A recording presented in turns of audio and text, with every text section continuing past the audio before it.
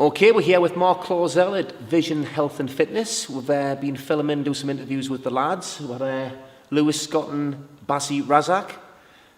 Looking very good in sparring there, Mark. Yeah, they are fantastic. I mean, Lewis, what we've seen there in what we've seen tonight in Lewis was, another side to him, to his fight game that's been improving. As he brought on James Watling, who you guys interviewed earlier, as a strength and conditioning coach, and the presence, the physical presence that he's got in the ring there now, how he's holding his feet, catching shots, and he's just not moving. I think that guys are going to be in for a real good treat on the 29th of November. I mean, Baz looks sharp as hell in there as well, and he's lightning. When you analyse things, you think I'm not slagging Rhys Pagan off, but Rhys Pagan doesn't have Baz's speed or power or mobility that he's got in there. And when Lewis can deal with that sort of thing that he's got there now, and then you look at the way that he is, and you think, well, you factor in the little 10-ounce gloves and the way he's standing, avoiding that power he's got for 10 rounds. I can't see it going the distance. And it's going to be on a new channel as well, isn't it? It's the Made in Tyne Wear? Yeah, Made in Tyne Wear, yeah. Lewis Pendleton from Ringstar Promotions, I believe, has been working very, very well. I've been speaking to them, and he's luckily struck a deal with them there and worked hard in the background to bring those guys on board, which is fantastic. It can only be good, can't it? It's more publicity for the guys and more media for them. So is that going to be beamed out live, or is it going to be like a delayed beam out, or what's the situation with that, do you know? No, I believe that the first one is going to be pre-recorded and aired twice, I believe, the following week.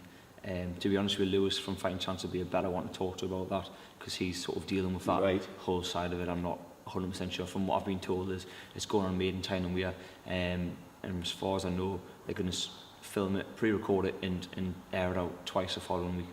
Because from what I've been hearing, tickets have been going really well for the show, so not everybody is going to be able to get in there, and obviously people may have their own plans, so they will be able to see the lads fight. Yeah, from what I understand is they're going to put the 3 main title fights on there. The rest of them, I really don't know. The best person to speak to will find out near the time. The best will probably be Lewis from Fighting Chance regarding that.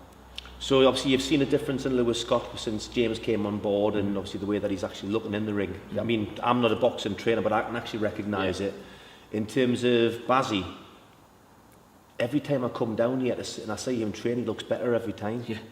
Well, like I said, we were fortunate enough to, and the guys from MA Brothers, Imran and Ifran, were kind enough to come and see Baz train, like what they saw, and kindly got on board as a full-time sponsor for Baz. So this made a massive difference in his training, and it allowed, opened up doors and allowed him to commit more. So instead of having to go to work full-time 9 to 5, he's allowed to have the funding, which allows him to commit to the training times and the regime and the routine that he needs in order to get where we want him to get. And that's why we're seeing such vast improvements in him. Because a lot of professional boxers, I'd probably say the majority of professional boxers, a lot of fans aren't aware that they actually work full time. Yeah.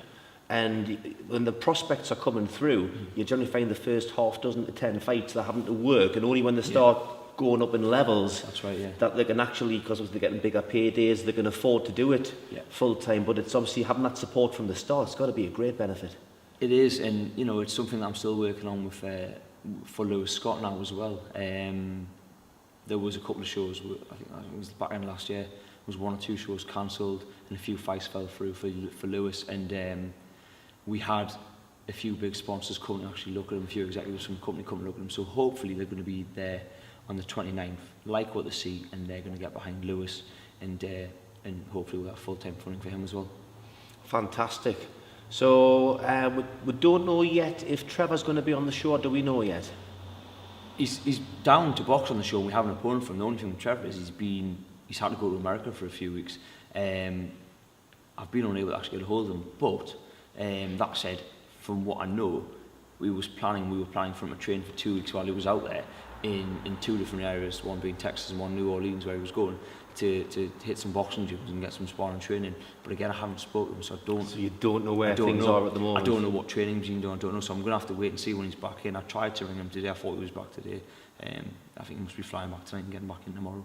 But you've actually managed to sort an opponent for Trevor now, have we've you? got an opponent, Mick Marsden, the matchmaker's been working on it, and he's gave us a name for an opponent, and we've accepted that one, so we just need to finalise a few things when Trevor's back. If he's been training great, he's 100% he's boxing. I mean, he was really fit when he went anyway, and he was already sparring 6 rounds, so we're still quite a number of weeks away, so I don't see if he's back in tomorrow there being that much of an issue, as long as he's down on weight still. Just need to get it confirmed, really, don't we? Just get it, so the next 24 hours we'll know 100%. Fantastic. Well, since we were last here and our last interview, there's been a bit of controversy, some people would say, in terms of some of the things that you said in there. Personally speaking, from my perspective, in the conversations that we were having, I didn't think there was any problems. However, obviously people can interpret things differently. Yeah. I think, when we're talking about the media and we're saying, what do we need to do with the media? Obviously, these things are cut and edited, and I don't know how, I watched it back once, when I was here, and it might be that they've not heard the full question that was placed prior to that, was, what do we think as managers we can do for the fighters? Now, I never said that the managers aren't managing the fighters correctly, because far from that, we are. Everybody's doing a phenomenal job. I mean, the area's thriving with North East boxing, and the talent coming through is just phenomenal. We've got more pros than ever right now. The comments that I made were that, okay, look at it this way. If there's only 2 boxing shows next year, right, and we've got, I'm just going to put Andy Buchanan headlining in February, and then at the back end of the year in September, you've got, say, Johnson come for headlining down in Sunderland. What I was trying to explain was that if we're only using the media when we've got events on, and using whatever outlets we've got when we've got events on, it's going to be too far and few between. You're not going to have that. You might remember Andy Buchanan for the fight coming in February, but come March, April, May, that name's forgotten about. And then the next show is somebody totally different. So he's the one that's in the limelight on there. So, and the reason this arrived when we sat down and talked about, trying to put this sort of together and try to do little video blogs, was to try and keep the lads in the public eye a little bit more. I mean, Baz has I think it's an Instagram or one of those Pinterest or whatever it may be, and he built up, we told him to do it, and within a matter of a month, just putting little mini video blogs on there, he's got over 1,000 followers. And he just put a daft thing on, like, being a train, going to drink my supplements, or going for a run now, and whatever it may be. Just but it's keeping people in touch with what he's doing. It's keeping them in touch with the whole lot. So it wasn't, and I do, if somebody's taking it the wrong way, please watch it back, listen to what was said. And I didn't mean to offend anybody, but if they actually do watch it back, they'll see the point that I was making about the media and in the way that we utilise it. It doesn't necessarily mean that it has to be ITV, Sky Time, well, that's not going anymore, or what it may be. It just has to be some form of an outlet that public can have access to, whether it's YouTube, Facebook, Twitter, Pinterest, Google+, whatever it may be, Instagram, whatever you want to put it on, that they can keep in contact with. And if you're on Twitter and you've got 10,000 the constant steady flow. Constant steady flow of information, update. It's a little bit like guerrilla marketing. They're constantly seeing that person all the time and reminded of it, and they're following, they like what they're doing. And whether they're in London, if one of the lads ends up fighting in London, these guys could be a fan and following them. They go, I want to buy a ticket to go and fight in London. And that's more and more bum on the seat. And that's what, it's a numbers game. At the end of the day, you've got to be selling tickets. And that's the point that I was making. Not managers aren't doing the jobs for fighters, far from it. And not that, we're not doing enough in the media, because that was the whole concept behind the point. Well, I remember the conversation we were having, and it was a matter of, I said beforehand, that the media hasn't been doing as much. It's the communication process, and that's what we're trying to do by improving the communication, giving the fans more of a foundation. And obviously we're going to be developing the site, so there's going to be a lot more information on each boxer's page and all the information they need to have. It's going to be a paradise for fans in terms of being able to keep in touch with things, and we're going to have regular interviews like this. But in terms of from a North East boxing point of view, I mean, you're always going to get misunderstandings, and there's going to be rivalries and things like this. But we did an interview with Steve Wraith on Monday at the Bradley Saunders press conference, and there's been, I don't know what to call it, but there's been certain to's and fro's on social media, certain things escalate and certain things, and it's not good when you've got the obviously two promoters. You know, bear in mind that I get on well with both of you guys. Yeah. And when I was speaking to Steve the other day, he was saying that he'd be happy. He'd be happy to sit down, have a talk with you, try and draw a line in the sand. And when I get on well with both of you, that's what I would like to happen. Look, I'm more than happy to sit down and talk to Steve. You know, we'll sit down and have a coffee together. You know, me and Steve have been friends a lot of years. You know, prior to any of us having any involvement in professional boxing. So, you know, it seems a bit of a shame and a bit of a waste, that a little bit of bickering on Facebook and Twitter. It's even turned into this, to be honest with you. Listen, if Steve wants to talk, he's got my number. Give us a call. You know, we'll sit down, we'll have a coffee. We'll, you know, sweep us all under the rug and move forward. I mean, I've helped Steve in the past on a couple of his shows, on the Boys of Box on his shows. I've helped with the promotion on it. I've helped bring sponsorship to it as well. So it's not like I'm Steve Race doing his thing, I'm having nothing to do. No, far from it. You know, I'm happy to work with Phil Jeffries, I'm happy to work with Steve Race, I'm happy with anybody. It doesn't bother me. Listen, it's not about me. It's about the boys boxing, you know. So, I'm not going to be the first person to stand in the way of progress. Because that's all I would be doing if I'm going, well, I'm not working with him, I'm going to stop the boys boxing. It's them that suffer, not me. So, it makes no odds to me. If somebody doesn't like me, they don't have to like me. I'll work with them. It doesn't really bother us. I've got nothing bad to say about any of them. I think, you know, what they're doing up here is fantastic. You know, it's only good for the area. It's only going to bring more champions up. It's bringing TV up. So, well, you never know. We might have a gloves are off special with you and Steve there. But it's I think a line needs to be drawn in the sand, because you're both nice guys. And I think you've both got some really good, innovative ideas. Steve's obviously involved with Eddie Hearn with his matchroom ties there, and that can only be good for the region. Of course, I know Bradley. You know, when we were both amateur together, me and Bradley sparred a lot of rounds together, and he's a very, very good talent, is Bradley.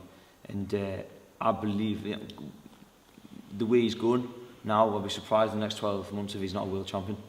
He's that good. Well, I was talking with Bradley, and very similar to Lewis in that he's another one where he's recently taken on a full-time strength and conditioning coach into his team, and he can already notice the difference. And it's as a professional boxer, you've got to tick every box, because if your opponent is ticking more boxes than you, you're giving yourself an uphill battle. I think the sort of the old view that was a lot of people were worried about doing strength and conditioning simply because of a bodybuilding image, and they're worried that we were going to put on too much weight. Frank Bruno. Yeah, slow themselves down, not make weight, and all these sort of things. But if you get a good strength and conditioning coach who knows that you must be working on your fast twitch muscle fibers and reactions, not slowing you down, not working the muscle in the incorrect way to obstruct what you're good at, and looks and works with you and analyses you, you know, and all that explosive training, it's only going to benefit your speed and your power, and also and your confidence in there as well. And that whole side of when you fight a strong fighter, a bullish, calm forward fighter, you need to have these sort of things. You need to have that strength and resilience to be able to deal with it, and that's what these guys bring to it. They bring another dimension to it. And I'm a very, very strong believer. I always did it. I'm a very strong believer that the lads do it. I mean, you see Baz and Lewis do it, and you see Baz has always done it. This is new for Lewis, bringing it on board for this fight, and he already feels the benefits from it. And he says, I'm never going to go back to not doing it. So it's always going to be something that's part of his camp now. It'd be good for part of his development as well, because I think when you're a young lad, obviously Lewis is a young lad. He's 21. Yeah, he's smashing lad, but he's a young lad. And sometimes at that age, I know when I was 21, I didn't want to be told anything. Yeah. But when you can be stubborn and then somebody proves you're wrong and it's to your benefit, you sometimes start seeing things from a different perspective. You start being more receptive to things. The thing with Lewis was when his shoulder came out, when he came and saw the physios and that here, and he was told, and he went to see people that he's got a damage to the shoulder. It was told it was rotator cuff, and it ended up just being a little bit of swelling between it, and we needed to do strength and conditioning. His posture was wrong as well, because he might have overdeveloped or whatever, he'd grown to, whatever it may have been, compensate with his movement and whatever it might have been. So he's since took on board all the strength and conditioning, and you can see in him his posture, the way he stands, and his physical presence as well when he's in the ring, as we were talking about earlier when he was discussing. He looks huge, but he hasn't physically put that much size in, but it's just his whole confidence, that aura around him, so to speak, when he's in there, you know, you can see it all in there. On both of them, on both the lads, they're both very competitive as well, and I mean, you would pay to watch a sport as good as that, wouldn't you? So, the thing is, I get on well with both lads, so whenever I see boxers who I know fight, it's different compared to when I'm watching people who I don't know, as you'll be aware of. But even just watching them two spar, there was a couple of the shots, especially when they were going into the body, I was like... The ooze and the ahs come out, yeah, you think... Holding nothing back, holding nothing back. And you've got to call most... That's actually probably the cleanest spar they've had, those two. Best of friends outside the ring.